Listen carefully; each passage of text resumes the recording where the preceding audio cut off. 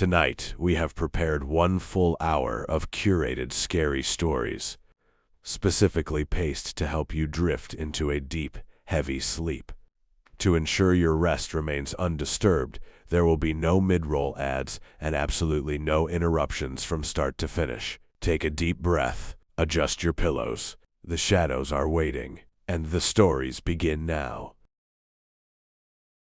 The canopy of the Blackwood National Forest didn't just block the sun, it seemed to swallow it.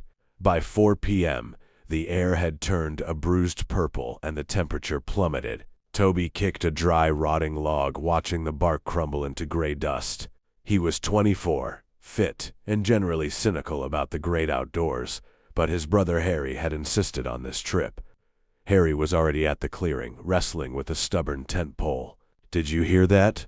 Toby asked, freezing mid-step. "Hear what, the wind?" Harry grunted, not looking up. "No," Toby murmured. "It sounded like a wet suitcase hitting the ground." Harry finally looked up, wiping sweat from his forehead. "It's a forest, Tobes. Things fall. Branches, pine cones, suicidal squirrels. Help me with this rainfly." Toby tried to shake the feeling, but the silence that followed was worse than the sound. Usually woods are loud, crickets, birds, the rustle of small rodents. But the Blackwood was holding its breath. They ate charred hot dogs in silence around a small fire. The light only reached about 10 feet before hitting a wall of absolute ink-black darkness. Around midnight, Toby woke up. The tent fabric was humming, not from wind, but from a low-frequency vibration that made his teeth ache. He sat up, his heart hammering against his ribs like a trapped bird. "Toby." The voice came from just outside the thin nylon wall of the tent. It was Harry's voice, exactly his pitch, his slight nasal drawl. "Toby, come out here, look at the moon. It's wrong." Toby reached for his flashlight, his hand trembling. "Harry, you're outside." He turned the beam toward Harry's sleeping bag. His brother was there, zipped up to the chin, mouth open, snoring softly. Toby froze. The voice outside came again, but this time the rhythm was off. It sounded like a recording being played at the wrong speed. "Toby, come out here. Look at the moon." Then came the sound, the thwack slap of something heavy and wet hitting the dirt. It sounded like a slab of raw meat being dropped from a height. Toby watched the side of the tent. A shadow pressed against the fabric a hand, but the fingers were too long, possessing too many knuckles, stretching down toward the ground. Toby didn't scream. He couldn't. He watched that shadow move slowly around the perimeter of the tent, circling them like a shark circling a cage. When morning broke, the forest felt different. The air was heavy with the smell of wet copper and old, stagnant water. "We're leaving," Toby said, his voice cracking. He didn't tell Harry about the voice. He didn't want to sound insane. "Dude, we hiked 6 miles in. We've got 2 more days booked," Harry argued. But his bravado faded when he stepped outside. Surrounding their tent in a perfect, unbroken circle were gifts. Small dead things. A sparrow with its wings tucked neatly into its mouth. A squirrel skinned with surgical precision, its tiny ribcage cracked open like a book. And in front of the tent door, a pile of human hair, thick, blonde, and matted.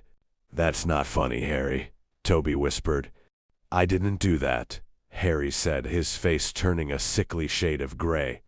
"Toby, I don't even have a knife sharp enough to do that." They packed in record time. They abandoned the tent, the heavy stove, and the extra water. They took only their packs and began the 6-mile trek back to the trailhead. But the trail was gone.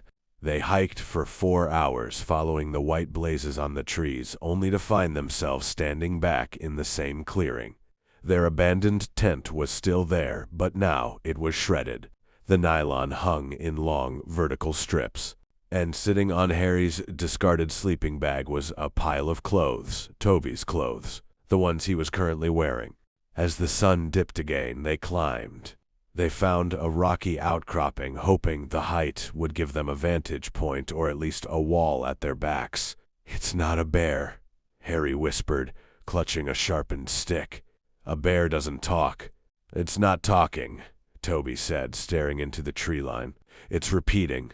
It's fishing. Then they saw it. It was standing between two ancient oaks. It was easily 9 feet tall, its limbs as thin as the branches surrounding it. Its skin was the color of a drowned manna, pale, translucent gray. It had no face, just a wide, horizontal slit across its head that pulsed like a gill. It didn't walk, it unfolded. It moved with a jerky, stop-motion gait, snapping its long limbs into place with every step. Snap, thwack, snap. Toby, the creature said, but this time it didn't use Harry's voice, it used Toby's own voice. Toby, help me. It's so cold in the dark. Run, Toby breathed. They bolted. The forest became a blur of whipping branches and jagged rocks. Toby could hear Harry crashing through the brush behind him. He could also hear the thwack slap of the creature, keeping pace with effortless, spindly strides. Harry, keep up, Toby screamed. I'm right here, Harry's voice called out. Toby risked a glance over his shoulder. Harry was 50 yards back, struggling, but something else was closer. A pale, needle-thin arm reached out from the canopy above Harry, the fingers dangling like weeping willow branches. Harry, look up. But it was too late. The creature didn't grab him. It simply dropped onto him, its massive, lightweight body folding around Harry like a leathery shroud. There was no scream, only the sound of air being forced out of lungs all at once. The descent was a blur of frozen velocity branches snapping against Toby's ribs like whip cracks, the roar of the wind, and then a sudden, jarring stop. He didn't hit the bottom of the ravine. He hit a dense web of those same translucent silken threads, suspended 30 feet above the rocky creek bed. He swung there, tangled like a fly, his left arm screaming in a way that suggested the bone had decided to go its own way. Below him, the darkness of the ravine was absolute. Above him, the pale, moonlit rim of the cliff showed the creature's silhouette. It didn't jump down, it simply watched. Toby fumbled with his right hand, reaching for the small pocket knife he kept clipped to his belt. His fingers were slick with blood and sweat. He managed to flick it open, the silver blade glinting weakly. He began to saw at the threads. They weren't sticky. They were incredibly strong, like high-test fishing line, and they vibrated with a faint, rhythmic pulse. "Harry," Toby whispered, his voice barely a rasp. From somewhere deeper in the web, further along the cliff wall, came a muffled groan. Toby turned his head as far as the silk would allow. There, tucked into a shallow cave in the ravine wall, was a cluster of cocoons. One of them was fresh. The nylon of Harry's jacket was still visible through the translucent wrap. "Harry, I'm coming," Toby hissed, his adrenaline overriding the white-hot agony in his shoulder. He sliced through the final strand, holding his torso. He dropped 4 feet to a lower layer of the web, his boots thumping against the elastic surface. He began to crawl toward the cave, the entire structure swaying and groaning under his weight. As he reached the edge of the cave, he saw them. Not just Harry, but the others. Some were skeletal, their clothes tattered and ancient, their skin stretched tight over bone like yellowed parchment, but they were still breathing. Their chests rose and fell in a synchronized, slow-motion rhythm. They were being used as batteries. The web wasn't just a trap. It was a conduit, pulsing with a faint blue light every time one of the victims exhaled. Toby reached Harry. He began frantically slashing at the silk around his brother's face. As the layers peeled away, Harry's eyes snapped open. They were bloodshot and terrified. His mouth was sewn shut with the same thread-fine silver stitches that looked as though they grew directly out of his skin. Harry's eyes darted past Toby toward the mouth of the cave. The thwack slap sound returned. The creature hadn't jumped. It had climbed down the sheer rock face like an insect. It stood at the entrance of the cave, its 9-foot frame hunched to fit inside. It didn't attack. Instead, it reached out a long, spindly finger and touched the silk Toby had just cut. It seemed disappointed. "Toby," it said, and this time the voice was a perfect, crystalline mimicry of their mother. "Why are you breaking your toys?" The creature's mouth slit opened wide, and a long, needle-like proboscis extended. It didn't aim for Toby's heart. It aimed for his throat, intended to sew the first stitch of the silence. Toby didn't back away. He couldn't. With a guttural scream, he lunged forward, not with the knife, but with his one good arm, grabbing a heavy, jagged shard of limestone from the cave floor. He drove the rock into the creature's pulsing throat slit. A sound erupted from the beast that wasn't a voice. It was a high-frequency shriek that shattered the flashlight in Toby's pocket and sent a spray of thick, black ichor across the cave walls. The creature recoiled, its limbs flailing, snapping against the rock. Toby didn't wait. He grabbed Harry by the collar of his jacket and rolled them both out of the cave, onto the swaying web. "We have to jump," Toby yelled over the creature's screeching. "Harry, the water. We have to hit the water." The creature recovered with terrifying speed. It lunged, its hand closing around Toby's ankle. Its grip was like a steel vise, the long fingers bruising bone. Toby looked at Harry, then at the knife in his hand. He didn't cut the creature. He cut the main support cable of the web. The entire structure gave way. The fall felt like an eternity. They hit the icy water of the creek together. The impact knocked the wind out of Toby, and the current, swollen by recent rains, immediately swept them downstream. Toby tumbled over rocks and through freezing rapids, his hand locked onto Harry's jacket. He didn't look back until they reached a shallow sandbar a mile away. He dragged Harry onto the shore. They lay there, gasping, the freezing water numbing their wounds. Toby looked up at the ridge. The creature was standing at the very top of the ravine, its pale skin glowing under the moon. It wasn't chasing them anymore. It was just watching. It raised a long, thin hand and placed its fingers against its own throat, mimicking the exact gesture Toby had used to stab it. "Toby!" it called out, its voice now a distorted, haunting blend of every person it had ever taken. "I'll remember your flavor." Then it turned and melted back into the trees. They reached the highway at dawn. A passing trucker found them, two bloodied, shivering men standing in the middle of the asphalt. Harry survived, though the doctors couldn't explain the silver threads in his skin. They had to be surgically removed, and he never spoke another word. The trauma, the doctors said. Toby, however, stayed awake every night. He sat by his window in the city, staring at the small park across the street. He knew the creature didn't need the Blackwood forest. It just needed trees. It just needed shadows. One night, a month later, Toby heard a sound outside his bedroom door. A familiar thwack slap on the hardwood floor. And then a voice, his own voice, whispered through the keyhole. "Toby, let me in. It's so cold. In the dark." The asphalt didn't so much end as it did surrender. Mitch watched the gray pavement crumble into a jagged, toothy gravel path that wound deep into the Blackwood Reach. He was 3 hours north of anything resembling a town, chasing a real estate lead on an undervalued timber lot that his boss promised would be a gold mine. Mitch checked his phone. No service. He sighed, his fingers drumming against the steering wheel of his SUV. The woods here weren't the scenic postcard kind. They were dense, choking, and draped in a sickly gray moss that looked like rotting hair. The air smelled of damp earth and something metallic, something like copper. About 10 miles into the brush, the SUV didn't just stall. It died with a violent, bone-shaking, metallic thwack. Mitch coasted to a halt as smoke began to curl from under the hood. He stepped out into a silence so absolute it made his ears ring. No birds, no crickets. Just the soft tick-tick-tick of his cooling engine. He popped the hood to find the serpentine belt shredded, looking less like a mechanical failure and more like something had been jammed into the pulleys while he was driving. "Great," Mitch muttered. He looked around. The sun was dipping low, casting long, spindly shadows that looked like grasping fingers across the road. That's when he saw the mailbox. It was a rusted oil drum mounted on a crooked cedar post. Painted on the side in what looked like dried brown house paint was a single name, Sawyer.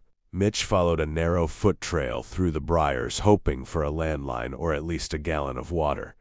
He emerged into a clearing that felt 10 degrees colder than the woods. In the center sat a house built of salvaged wood, corrugated tin, and what appeared to be old bus parts. A porch groaned under the weight of a dozen rocking chairs, none of them moving, yet all of them facing the trail. A man sat in the center chair. He was massive, his skin the color of cured leather, wearing overalls stained with fluids that were definitely not motor oil. He was sharpening a long curved blade, a brush hook with a whetstone. Scritch, scritch, scritch. Car broke down, Mitch called out, his voice sounding thin and fragile. "I'm Mitch. I'm just looking for a phone." The man didn't look up. "Ain't no phones out here, Mitch boy," he rasped. His voice sounded like two stones grinding together. "Only things that talk out here are the trees, and they mostly scream." A second man stepped out from behind a stack of rusted cages. He was thinner, twitchy, with eyes that didn't quite line up. He was dragging a burlap sack that leaked a dark, viscous trail behind it. "Pa," the thin one giggled, "we got a stray. Can we keep the boots? They look real supple." Before Mitch could turn to run, a third figure appeared behind him. It was a woman, or at least it wore a dress. Her face was a mask of scar tissue, and she held a heavy iron skillet with a knuckles-white grip. "Don't be rude, Billy Ray," she croaked. "We got guests. It's almost supper." Mitch felt a cold spike of adrenaline. "I should go. I'll just walk back to the main road." "Road's closed," the big man said, finally looking up. His eyes were milky with cataracts. Yet he seemed to see right through Mitch. "The gators in the swamp are hungry, and the traps are set. You go out there now, you'll just be messy. You stay here. You might be useful." They led him into the house. The interior was a nightmare of folk art horror. Dozens of dolls hung from the rafters, constructed from deer bone, human hair, and bits of flannel. The floorboards were sticky. Mitch was forced into a heavy wooden chair. They didn't tie him, not yet. The sheer physical presence of the big man, who they called Silas, was enough to keep him rooted. The woman set a bowl in front of him. It was a gray, gelatinous stew. Something small and white floated to the surface. Mitch realized with a jolt of pure terror that it was a human fingernail. "Eat," Silas commanded. "Strength is needed for the harvest." "What harvest?" Mitch whispered. Billy Ray leaned in close, smelling of rancid fat and wood smoke. "The woods don't grow on water, Mitch boy. They grow on history, on the things people leave behind. We just help the soil, remember?" Mitch waited until the woman turned to the wood stove. He grabbed the heavy ceramic bowl and smashed it across Billy Ray's face. The thin man shrieked as the hot stew scalded his eyes. Mitch bolted. He didn't head for the front door. Silas was there. He dove through a window, the glass shredding his forearms as he tumbled into the dirt. He ran into the tree line, his heart hammering against his ribs like a trapped bird. Behind him, he heard a sound that chilled his marrow, a long, low blast from a hunting horn. Then the baying of dogs, but they didn't sound like dogs. They sounded like men trying to bark. Mitch ran until his lungs burned. The moon was up now, a pale, sickly disk that offered just enough light to see the horrors of the Blackwood. He saw trees that weren't trees at all, but pillars of stacked bone overgrown with vines. He tripped. He didn't hit the ground. He fell into a trench. As he scrambled to get his footing, he realized he was standing on something soft. He looked down. The trench was filled with clothes. Hundreds of suitcases, wallets, shoes, and glasses. "This isn't a farm," Mitch sobbed. "It's a graveyard." "It's a larder," a voice boomed from above. Silas stood at the edge of the pit holding a torch. Beside him, Billy Ray held a long pole with a barbed hook. "You see, Mitch," Silas said, looking down with a strange, twisted pity. "City folks come out here looking for land, but the land, it's been here a long time. It gets a taste for things. If we don't feed it, it takes us. We're just the waiters." The hook came down. Mitch tried to dodge, but the pit was narrow. The barb caught him in the shoulder, and he let out a jagged scream as he was hauled upward. They dragged him back to the clearing, but not to the house. They took him to a massive ancient oak tree behind the shed. Its bark was stained a permanent, deep crimson.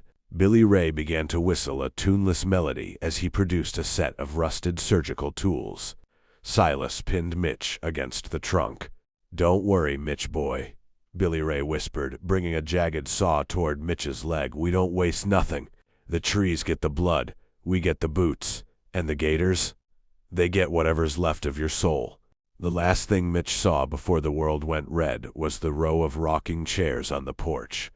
Now they were all moving, swaying in a wind that wasn't there, as if a dozen invisible witnesses were settling in for the show. The Wendover National Forest doesn't just feel old, it feels predatory.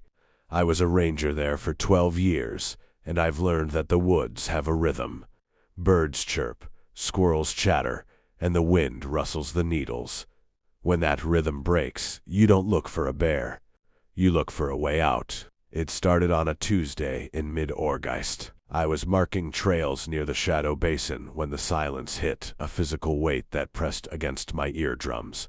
Then I heard it. "Help, over here." I twisted my ankle. The voice was thin, frantic, and sounded exactly like Sarah, the seasonal intern who had left for college 2 weeks prior.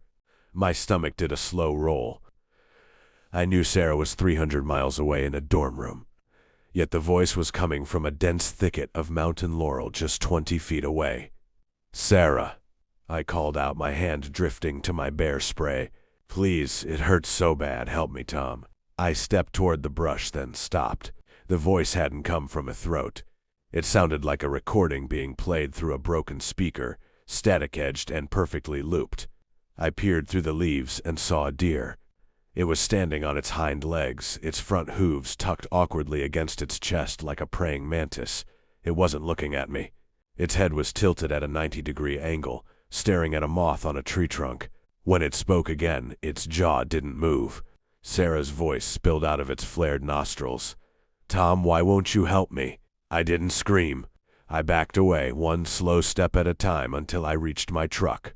I didn't look in the rearview mirror until I was 10 miles down the fire road. 3 nights later, I was pulling the late shift at the observation tower. Around 2 a.m., the motion sensor floodlight at the base of the tower kicked on. Standing in the pool of light was a coyote, but its spine was 5 feet long, stretching out like an accordion, and its legs were thin as pool cues, ending in what looked like human fingers instead of paws. It began to unfold itself. The cracking sound of shifting bone echoed up the tower. Snap, crunch, pop. It grew taller, its fur stretching thin until pale, bruised skin showed beneath. It began to scale the support beams like an insect. I bolted the hatch and sat on it. It reached the top and began a polite, rhythmic tapping. "Ranger," it whispered. The voice was mine. It was my own voice, perfectly replicated. "Ranger, let us in. It's cold. We're so hungry." It tapped for 4 hours. When the sun rose, the weight vanished. I decided to quit. While packing the station's archives, I found a leather-bound logbook belonging to Ranger Miller, the man I had replaced 12 years ago. He had disappeared without a trace. October 14th. "It's been 3 days since I saw the double. It doesn't just take your face, Tom. It takes your memories. It wants you to stay until you stop believing you are the real one." October 16th. I saw my wife today. She died years ago. She was waving at me, but her elbows were bending the wrong way backward, like a grasshopper's. Click, click, click, like a beetle tapping on glass. Final entry. If you find the keys to the gate, they aren't your keys. It's how it marks you. It's a tether. Once you touch them, you belong to the Wendover. I'm going out the window now. I fled. As I drove toward the forest exit, a figure stood in the road. It was wearing my uniform, my Stetson, and a badge that read Tom. I slammed on the brakes. The thing in the road turned around. It had my face, but the skin looked like wet paper stretched over driftwood. Its smile was too wide, showing rows of serrated yellowed ivory. "See you tomorrow, Tom," it said. I stepped on the gas, felt a sickening jolt as I hit it, and didn't stop until I hit the state line. I ended up in a motel in Nevada, thinking I was safe. I sat on the motel bed, clutching Miller's logbook. I looked at my keys on the nightstand. Then the memory hit me. After I hit the creature on the road, I had stepped out for 1 second. I saw my keys in the dirt, the ones I thought I'd left at the station. I had picked them up. The brass keys on the nightstand began to vibrate. They weren't cold metal anymore, they felt warm, like living flesh. From the motel bathroom, a soft sound emerged. Click! Click! A pair of fingers, long, pale, and multi-jointed, slid out from the gap under the bathroom door. Tom, a voice whispered from the shower. It was Miller's voice. You shouldn't have taken the book. It's overdue. I grabbed my lighter and the logbook. I set the pages ablaze, tossing the flaming book onto the bedsheets. If the Wendover wanted me, it would have to take me in the fire. As the smoke filled the room, the bathroom door creaked open. My own face peered out from the steam, but the eyes were hollowed-out pits of darkness. It didn't look angry. It looked patient. You can burn the room, Tom, my own voice said, calm and terrifying. But you're still holding the keys. I looked down. My hand refused to open. The metal of the keys had begun to sink into my skin, fusing with my palm, turning my veins a dull, metallic brass. I wasn't escaping the Wendover. I was bringing it with me. The smoke became a thick, suffocating shroud as the motel mattress flared into an orange wall of heat. The figure in the bathroom doorway didn't flinch. It stood there, wearing Tom's face, watching him with the detached curiosity of a child looking at a bug in a jar. "Drop them," Tom screamed, his voice cracking as he slammed his right hand against the dresser, trying to dislodge the keys. But his hand wouldn't obey. The skin of his palm had grown over the brass, the metal now a permanent ridge beneath his flesh. He could feel the keys moving, not against his skin, but inside it. They were sliding up his wrist, tunneling through his forearm like parasites, seeking the warmth of his heart. The creature stepped out of the bathroom. Its movements were no longer jerky. They were fluid, mimicking Tom's own gait perfectly. It reached out a hand that looked exactly like Tom's left one. Down to the wedding ring, tan line, and gently touched his cheek. "Don't worry, Tom," it whispered. "The Wendover doesn't like to waste anything." The heat from the fire was unbearable now, but as the creature touched him, a numbing cold spread from the point of contact. The roar of the flames faded, replaced by the familiar rhythmic rustle of pine needles and the distant, lonely call of a hawk. Tom looked down. The motel carpet was dissolving into a floor of dried leaves and gray dirt. The neon vacancy sign outside the window flickered and transformed into the pale, cold glow of a mountain moon filtered through ancient branches. He wasn't in Nevada anymore. He never had been. "I'm home," the creature said, but it wasn't the creature's mouth moving. It was Tom's. Tom felt his consciousness begin to slip, retreating into the dark corners of his own mind as the other took the wheel. He watched through his own eyes, now flat, matte black pits, as he turned away from the burning motel, which was now nothing more than a rotting, collapsed ranger station in the heart of the Shadow Basin. He looked at his hands. They were long, pale, and ended in fingers that felt like they had too many joints. He felt a hunger not for food, but for a name. A life, a rhythm to break.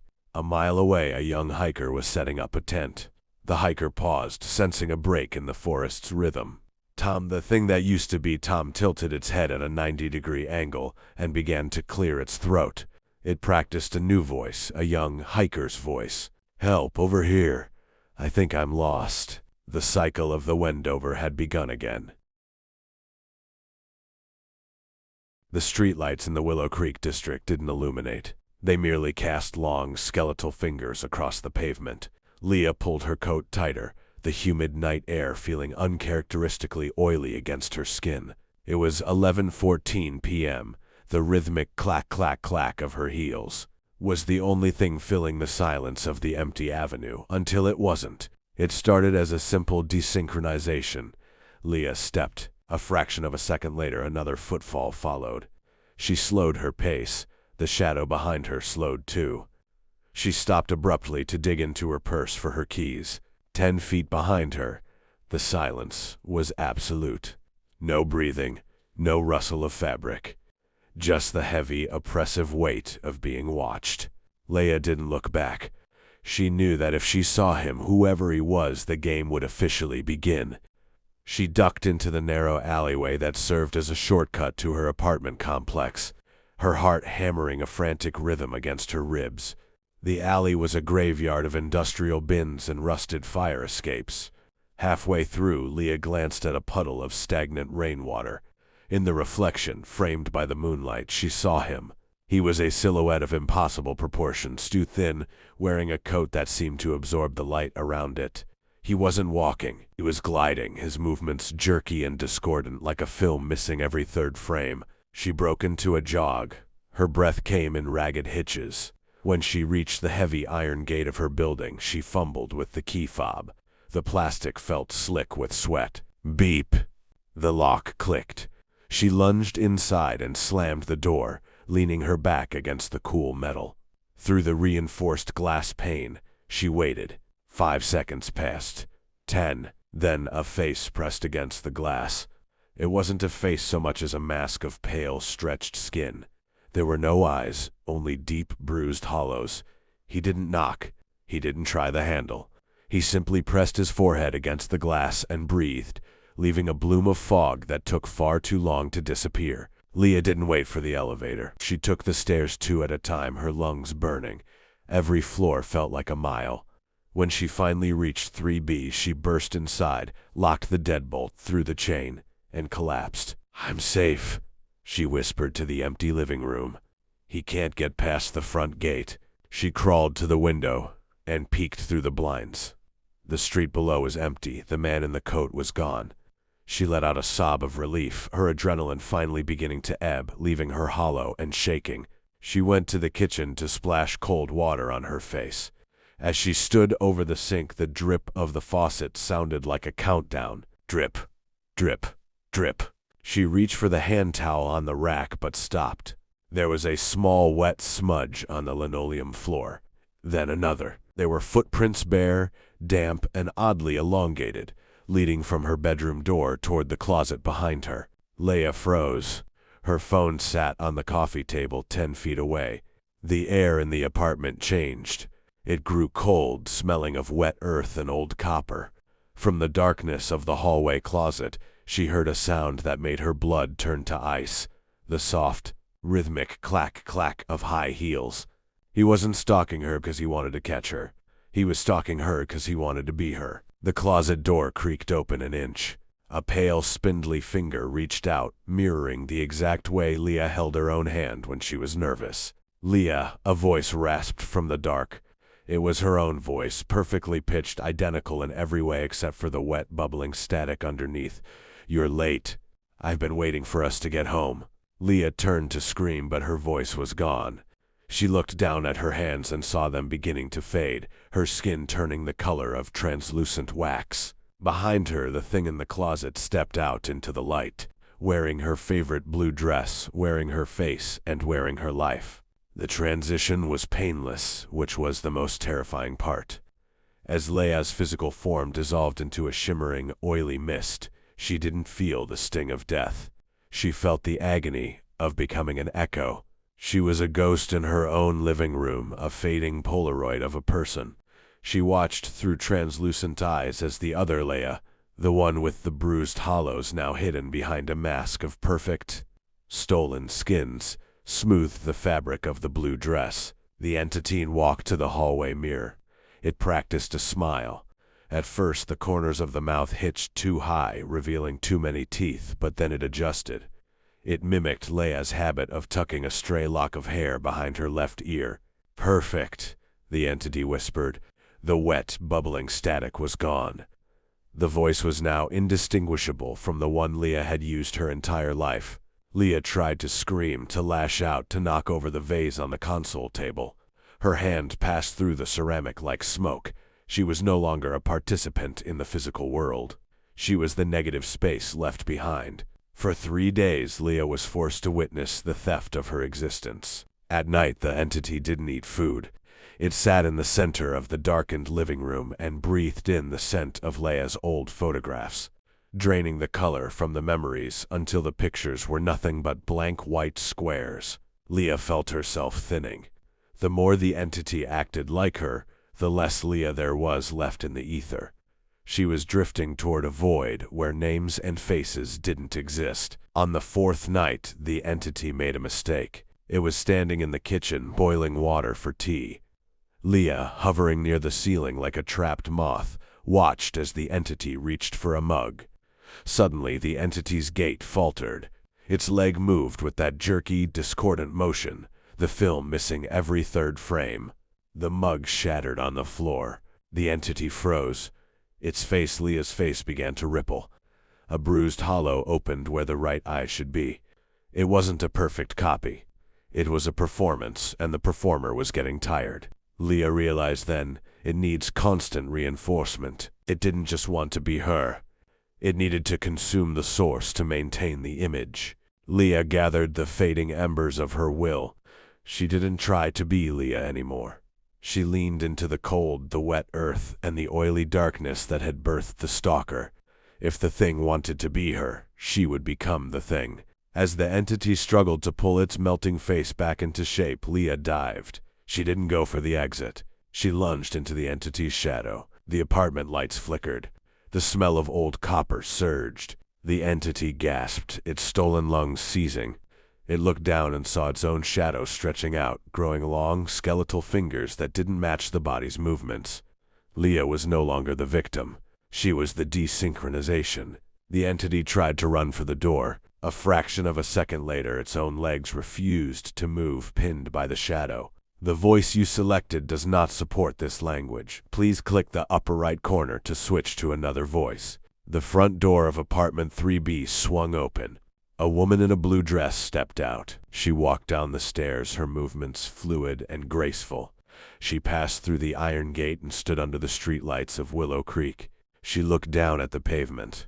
The shadow beneath her was normal. It followed her perfectly.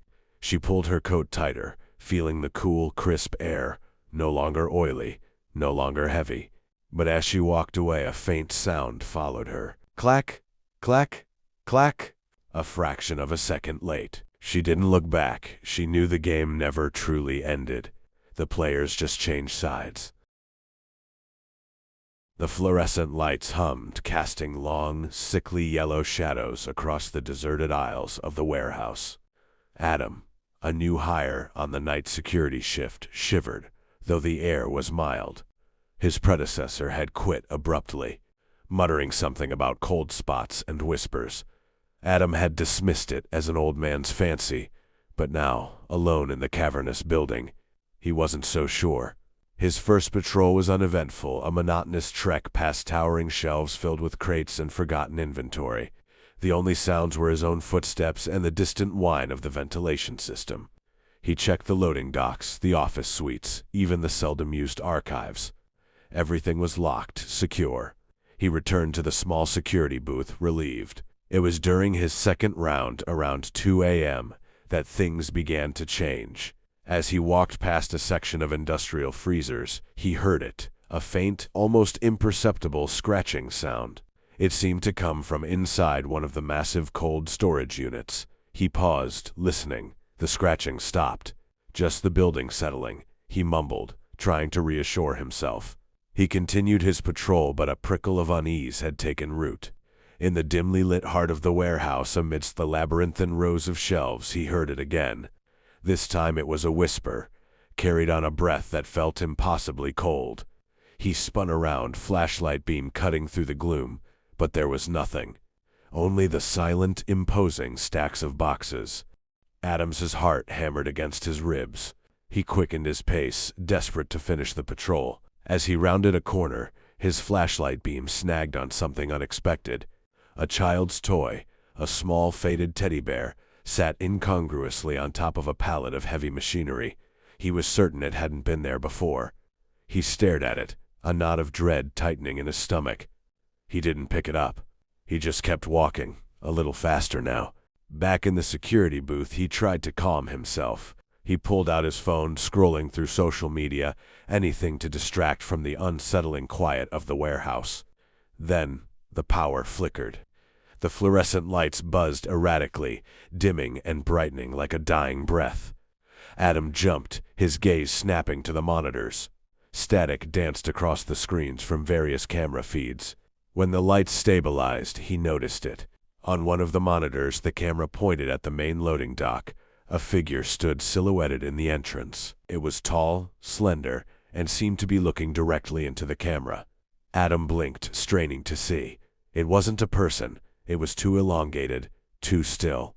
As he watched, transfixed, the figure slowly raised an arm, its hand appearing to wave. A slow, deliberate motion. Adam gasped, stumbling back from the desk. He fumbled for his radio, his hands trembling. "Base, this is Adam. I think we have an intruder," he stammered, his voice barely a whisper. There was no response, just static. He grabbed his flashlight and, against every instinct, decided he had to investigate. He couldn't just sit there. He crept out of the booth, the warehouse now feeling colder, more oppressive than ever.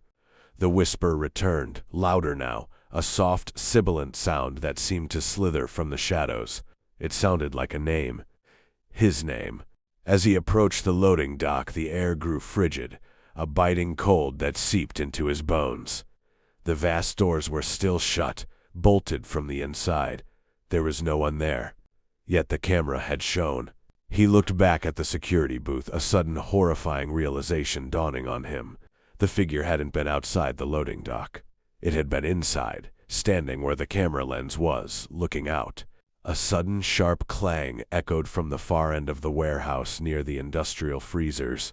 Adam froze, every nerve screaming. He didn't want to go there. He didn't want to see what made that sound. But some morbid curiosity, some desperate need to understand, compelled him forward. The cold was intense now, a palpable presence that seemed to cling to him. As he neared the freezers, he saw it. The massive metal door of one unit, previously sealed shut, now stood ajar, a sliver of darkness gaping open. From within, a faint, rhythmic thumping sound began, like something trapped trying to get out. Adam raised his flashlight, his hand shaking so violently the beam danced wildly. He took a hesitant step closer, peering into the icy blackness. The thumping grew louder, more insistent, and then, a sound he would never forget. A low, guttural growl, followed by a wet, sucking noise. He saw a flicker of movement within the freezer, a dark shape stirring. A pair of eyes, glowing with an unnatural, sickly yellow light, stared back at him from the depths. They were wide, unblinking, filled with an ancient, hungry malice. Adam didn't scream. He couldn't. He turned and ran, a primal terror propelling him through the labyrinthine aisles. The whispers were all around him now, a chorus of spectral voices calling his name, urging him back. He didn't know what it was, what ancient horror lurked in the warehouse, but he knew one thing: he wouldn't last the night. He burst into the security booth, slamming the door shut and fumbling with the lock. He stared at the monitors, his breath coming in ragged gasps. Every single camera feed was now static, a swirling gray mess. And then, on the main monitor, the static cleared for a moment, revealing a single image. It was a close-up of the teddy bear sitting on the pallet. Its button eyes seemed to gleam in the dim light, and a small, almost imperceptible smile seemed to stretch across its faded face. Then the image dissolved back into static, and the humming of the fluorescent lights died completely, plunging the warehouse into absolute darkness. Adam was alone, surrounded by an unseen presence in a silence more terrifying than any scream. He heard the faint sound of the security booth door rattling, a slow, deliberate twist of the handle. The handle of the security booth door didn't just turn. It groaned, the metal protesting as if a massive, slow strength was being applied from the other side. Adam backed away until his spine hit the rack of humming DVR servers.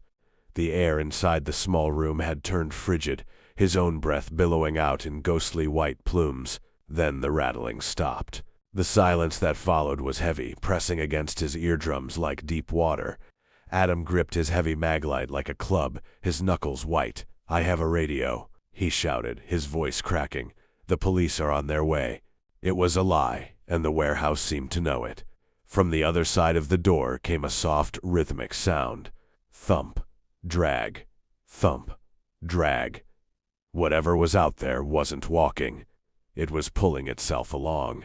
Suddenly, the static on the monitors didn't just flicker, it cleared with violent transition. The screen that previously showed the teddy bear now displayed the interior of the security booth itself. Adam saw himself on the screen, huddled and trembling.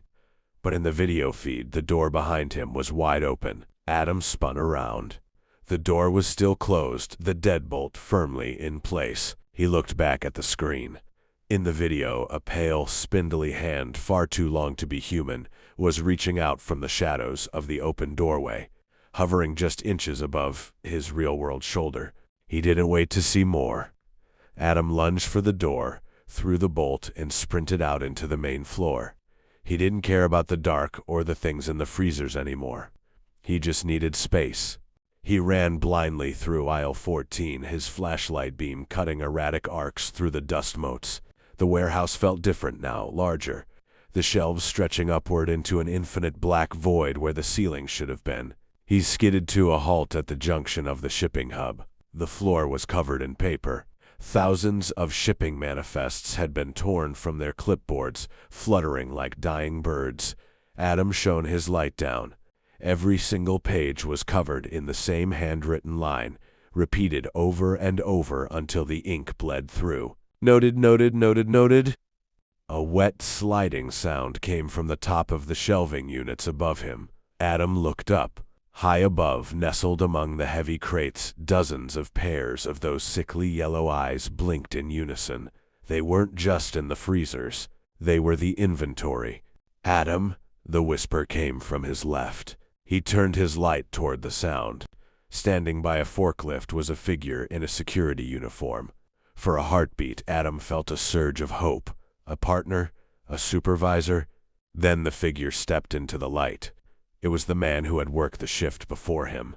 His face was a mask of frostbite, his skin pulled tight over bone, and his eyes were missing, replaced by the same dull, glowing yellow vapor he'd seen in the freezer. The paperwork is wrong, Adam, the thing mimicked, its jaw moving with a sickening click. We're short one soul for the morning's shipment. The man began to uncoil, his limbs lengthening, cracking like breaking wood as he moved toward Adam with impossible speed. Adam realized with a jolt of pure adrenaline that he was being funneled. Every shadow, every whisper, was pushing him toward the loading docks, the place where the tall figure had been waving. He reached the heavy rolling steel door of Dock 4. He grabbed the chain, hoist pulling with everything he had. The metal shrieked, rising inch by inch. Outside, he expected to see the parking lot, the streetlights, the safety of the world. Instead, there was only a shimmering, oily gray fog. And waiting in the fog was a fleet of rusted delivery trucks, their engines idling with a sound like human moaning. The tall, slender figure from the monitor stood at the back of the nearest truck, holding a clipboard. It looked up, its face a smooth, featureless surface of pale skin. It beckoned him forward. "Shift's not over," a voice vibrated directly inside Adam's skull. "You haven't signed out." Behind him, the frozen guard and the crawling things from the shelves emerged from the darkness of the warehouse, cutting off his retreat. Adam looked at the chain in his hands, then at the fog. Adam took a step, then another, his boots crunching on a surface that felt less like asphalt and more like dried bone. As he crossed the threshold of the loading dock, the heavy steel door slammed shut behind him with a finality that vibrated in his teeth. The warehouse was gone. The fog was thick and tasted of copper and ozone. As it swirled around him, the parking lot revealed itself to be a vast, infinite transit yard, under a sky the color of a bruised plum. There were no stars, only the dim, flickering orange glow of the idling trucks. The air in the distribution center didn't just feel cold, it felt empty, as if the oxygen had been replaced by a thin, gray static. Adam stood paralyzed as the figure approached. It was a monolith of tattered fabric and impossible height, towering nearly 9 feet tall. Its duster wasn't made of wool or canvas, but seemed woven from the very shadows that pooled in the corners of the warehouse.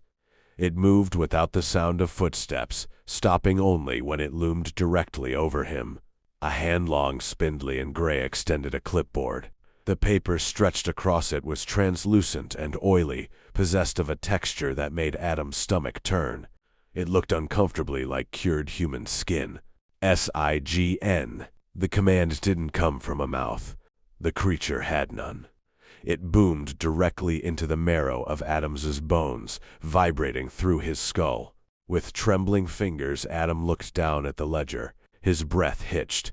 He recognized the names: Abers, a high school track star; the old man from the corner store, all people who had vanished into the local folklore of missing persons over the last decade. Beside each name was a final, chilling destination: Hollow Creek. The deep. The silence. At the very bottom of the list, his own name was written in a shimmering, wet red ink that looked suspiciously like fresh blood. Beside it, the destination remained a haunting void. "I won't," Adam hissed. In the vast gray expanse of the loading bay, his voice sounded like a dry leaf skittering across concrete. The figure paused. It tilted its head in a sharp, predatory, bird-like movement. As if on cue, the hydraulic seals on the nearest idling truck hissed open. A wave of freezing mist rolled out, spilling over Adam's boots. The truck wasn't carrying crates or pallets. It was filled with them. Rows of people sat in perfect, terrifying stillness. Their skin had faded to the color of wet ash, and their eyes, wide and unblinking, glowed with a sickly, rhythmic yellow light. They weren't employees or even prisoners. They were inventory. "This is where the settling sounds come from," Adam whispered, the horror finally shattering his resolve. "You aren't just haunting the warehouse. You're stalking it." The tall figure leaned in, its featureless face inches from his own. Beneath the smooth, pale membrane where a face should be, Adam saw the sickening ripple of movement, dozens of tiny, needle-like teeth shifting behind the skin. The creature offered a new tool. Not a plastic ballpoint, but a sharpened splinter of bone. "Sign and you drive the truck." The voice vibrated, offering a promotion that felt like a death sentence. "Refuse, and you are the cargo." Adam looked back at the closed warehouse door, then at the endless rows of idling trucks, their engines humming a low, dissonant chord as they waited to depart for places that didn't exist on any map. He looked down at his own hands. The skin was already beginning to pale. His fingernails were turning a brittle, translucent gray. The fog was claiming him. The warehouse was already writing him into its history. Adam gripped the bone pen. The creature waited, a silent sentinel of the harvest. He didn't sign his name. Instead, with a scream of defiant rage that tore through the stagnant air, he lunged forward. He didn't strike at the creature. He knew he couldn't kill a shadow. Instead, he drove the bone splinter toward the destination column. Using the pen like a dagger, he began to scrawl a single, jagged word into the blank space beside his name. He didn't know if it would work, but he knew one thing. If he was going into the dark, he would be the one to choose the coordinates. The bone pen shrieked against the parchment skin, tearing into the oily surface.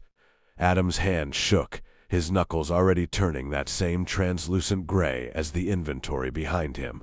With a final, violent stroke, he finished the word. The effect was instantaneous. The shimmering red ink of his name didn't just sit on the page, it began to boil. The word home glowed with a fierce, blinding white light, not the sickly yellow of the truck dwellers, but the sharp, stinging light of a summer afternoon. The creature let out a soundless wail that Adam felt in his teeth. It recoiled, its shadow-woven duster fraying at the edges as if caught in a high wind. The inventory in the back of the truck stirred. The rhythmic yellow glow in their eyes flickered, replaced for a brief second by a spark of recognition of memory. The air in the warehouse began to howl. The mist, once freezing and stagnant, turned into a localized cyclone, pulling toward the ledger. "Void," the voice thundered in his mind, no longer a calm command but a panicked roar. "Invalid destination. The cargo has nitrogen monoxide origin." "I'm not cargo," Adam yelled, his voice finally regaining its strength. "And I'm not your driver." He slammed the clipboard onto the concrete floor.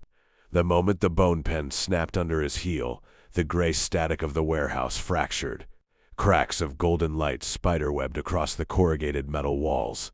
The smell of ozone and wet pavement replaced the scent of dust and old skin. The tall figure lunged, its long, needle-toothed maw finally tearing through its skin mask in an attempt to reclaim its prize. But Adam wasn't looking at the monster anymore. He was looking at the rows of gray people in the truck. "Run!" he screamed at them, grabbing the nearest woman by her ash-colored hand. As his skin touched theirs, the word home seemed to pulse from his mind into theirs. The inventory began to blink. The stillness broke. A man in a tattered suit stood up, his joints popping like dry wood.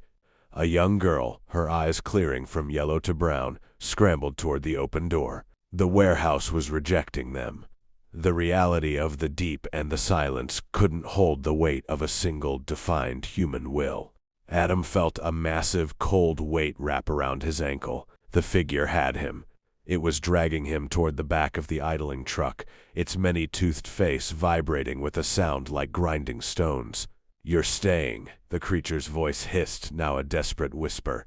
"Someone must stock the shelves." Adam looked at the exit. The heavy loading dock door was beginning to glow with the orange light of a rising sun. He looked at the people he had woken up, now pouring out into the light of the real world. He reached into his pocket and found his light, the one he'd used for years to sneak smokes behind the warehouse. He didn't aim for the creature. He aimed for the ledger lying on the floor. "Not today," Adam said. He flicked the wheel. The flame caught the edge of the skin parchment. It didn't burn like paper. It flared like gasoline. The creature let out a final, ear-piercing shriek as its connection to the list, its manifest, its purpose turned to ash. The shadow duster dissolved into soot, and the towering figure collapsed into a pile of dry, brittle bones before vanishing into the wind. Adam woke up face down on the cold concrete of the loading dock. The sun was cresting over the horizon, hitting the rusted metal of the warehouse doors. The fleet of trucks was gone. There was no mist, no yellow light, and no 9-foot shadows. He sat up, his limbs heavy and aching. His hands were normal, pale but fleshy and warm. As he stood to leave, he noticed something caught in the chain-link fence by the exit. It was a single charred scrap of translucent parchment. Only one word was still visible on it, written in a dry, dark brown scrawl. "Delivered." Adam walked out of the gates and didn't look back. Behind him, for the first time in 10 years, the warehouse was truly silent.